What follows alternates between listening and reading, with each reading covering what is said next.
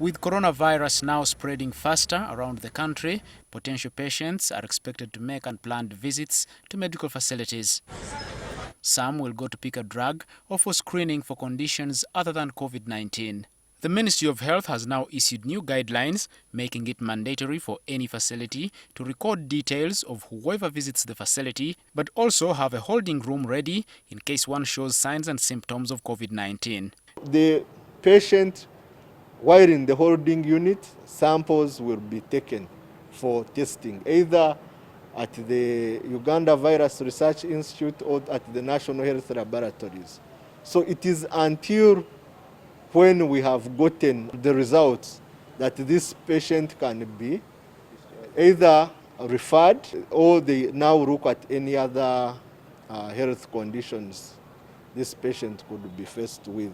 The new set of guidelines, signed by the Director General Health Services, Ainebyoona said, will attract penalties for defaulters. This communication from the Director General goes to all districts, all health facilities, both private and public in the whole country. But according to Dr. Peter Kawanguzi, the president, Uganda Private Medical Practitioners Association, the Ministry of Health wants to hide its weaknesses. Every day, on a daily, we get so many patients who have COVID-like symptoms, yeah?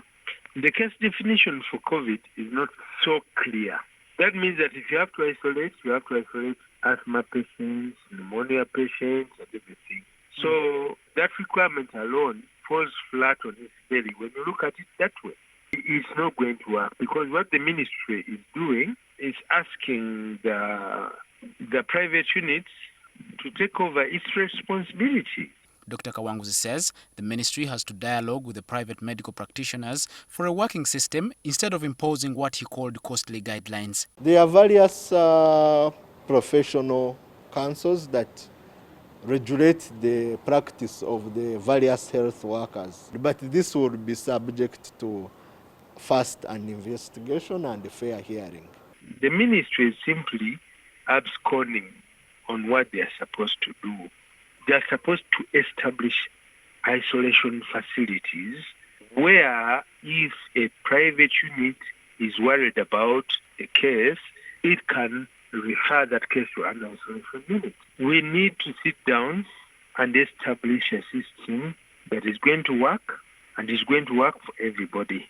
With the ministry putting efforts in place to stop the virus from spreading, this looks to be one suggestion that will cause controversy given the capacity of many facilities in rural areas. Edward Mhumza, NTV.